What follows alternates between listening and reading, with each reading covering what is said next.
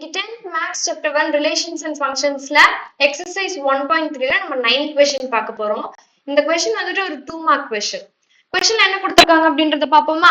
A plane is flying at a speed of 500 km per hour. அதாவது ஒரு plane வந்து வானத்துல பறந்துட்டு இருக்கு. அது வந்து ஒரு ஹாருக்கு 500 km ஸ்பீட்ல பறக்குது அப்படின்னு சொல்லியிருக்காங்க.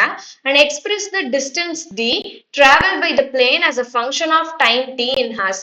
அதாவது 1 ஹாருக்கு 500 கிலோமீட்டர் அது வந்து பறக்குது அப்படின்னா அதே மாதிரி இப்போ ஒரு வேரியபிள் அவங்க எடுத்திருக்காங்க 1 ஹாருக்கு 500 கிலோமீட்டர்னா டி ஹார்ஸ்க்கு எத்தனை கிலோமீட்டர் அதாவது டிஸ்டன்ஸ் எவ்வளவு டிஸ்டன்ஸ்ல அது வந்து டிராவல் பண்ணுது அப்படின்னு சொல்லி கேட்டிருக்காங்க. அதுக்கு நான் ஃபர்ஸ்ட் என்ன எழுதிக்கிறேன் அப்படின்னா given speed of the plane வந்து நமக்கு தெரியும் 500 கிலோமீட்டர் per hour அப்படின்னு எழுதிக்கிட்டேன். நெக்ஸ்ட் வந்துட்டு ஃபார்முலா என்ன அப்படின்னா நமக்கு இந்த கொஸ்டினை சப்ஸ்டிடியூட் பண்ற மாதிரி நமக்கு ஒரு ஃபார்முலா இருக்கு. Speed is equal to distance by time அப்படின்னு சொல்லிட்டு நமக்கு என்ன வேணும் டிஸ்டன்ஸ் தான் வேணும். அப்போ distance is equal to speed into time. ஓகேவா? அப்ப நாம இதை வந்து இதுல இம்ப்ளிமெண்ட் பண்ணிக்கலாமா? So distance is equal to speed into time. இப்ப நமக்கு டிஸ்டன்ஸ் நம்ம இதை dன்னு எடுத்துக்கலாம். அப்ப distance is equal to speed எனக்கு என்னது 500.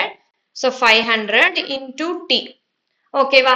இப்ப நான் வந்து இந்த d of t ன்னு ரெப்ரசென்ட் பண்ண போறேன். ஏன்னா distance of t time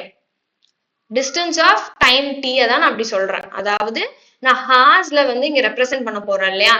so இது வந்துட்டு டிஸ்டன்ஸ் ஆஃப் அவங்க என்னன்னு கேட்டிருக்காங்க function of time t in hours அப்படின்னு தானே கேட்டிருக்காங்க. அப்போ இது டிஸ்டன்ஸ் ஆஃப் அ ஃபங்க்ஷன், இது வந்து ஃபங்க்ஷன் மாதிரி of time t in hours represent பண்றதுக்கு தான் நான் டி ஆஃப் டி அப்படின்னு போட்டிருக்கேன். ஸோ 500 இன்டூ டி வந்து எனக்கு 500 டின்னு கிடைக்கும். என்னோட டிஸ்டன்ஸை நான் எப்படி வந்து யூனிட்ல ரெப்ரசென்ட் பண்ணுவேன் கிலோமீட்டர். அப்ப இதுதான் என்னோட answer. dt is equal to 500 t kilometre. அதாவது 1 ஹாருக்கு 500 கிலோமீட்டர் அப்படின்னா டி ஹார்ஸ்க்கு 500 டி கிலோமீட்டர்ஸ் அப்படின்னு சொல்லி நம்ம இங்க கண்டுபிடிச்சிருக்கோம்.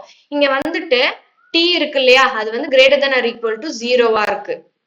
ஏன் அப்படின்னா நமக்கு டைம் வந்துட்டு நெகட்டிவ்ல இருக்க கூடாது அப்படின்றதுக்காக. ஓகேவா? சோ இப்ப நம்ம ஒரு குயிக் ரீகால் பாப்போமா? சோ என்ன கேட்டிருந்தாங்க கொஸ்டின்ல, அதாவது ஒரு பிளேன் வந்து வானத்துல பறந்துட்டு இருக்கு 1 ஹாருக்கு 500 கிலோமீட்டர் ஸ்பீட்ல வந்து அது பறக்குதுன்னு சொல்லியிருக்காங்க. அதே மாதிரி அது இப்ப அவங்க ஒரு இது எடுத்துக்கிறாங்க என்ன அப்படின்னா ஒரு வேரியபிள் டி.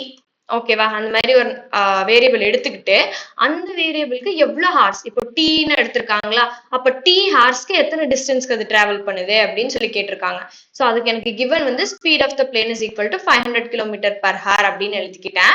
எனக்கு ஃபார்முலா என்னன்னு தெரியும்னா speed is equal to distance by time தெரியும். அது வந்து என்னோட கொஸ்டினுக்கு தகுந்த மாதிரி மாத்திக்கிறேன். எனக்கு என்ன வேணும் டிஸ்டன்ஸ் தான் வேணும். அப்போ distance is equal to speed into time அப்படின்னு எழுதிக்கிறேன். அப்போ distance is equal to speed into time. டிக்கு நான் டீன்னு ரெப்ரசென்ட் பண்ணிக்கிறேன். ஸ்பீட் எனக்கு என்னன்னு தெரியும் 500, அதை நான் சப்ஸ்டிடியூட் பண்ணிக்கிறேன் இன்டு டி. இங்க நான் வந்து டி ஆஃப் டின்னு எழுத போறேன். ஏன் அப்படின்னா எனக்கு வந்து distance t function of time t in hours தான் கேட்டிருக்காங்க. ஸோ டி இது வந்து function of time t in ஹார்ஸ்க்கு நான் டி ஆஃப் டின்னு ரெப்ரசென்ட் பண்ணிக்கிறேன். It is equal to 500 into t வந்து 500 டி. டிஸ்டன்ஸ் நான் எப்படி ரெப்ரசென்ட் பண்ணுவேன் யூனிட்ல கிலோமீட்டர்ல நான் ரெப்ரசென்ட் பண்ணுவேன்.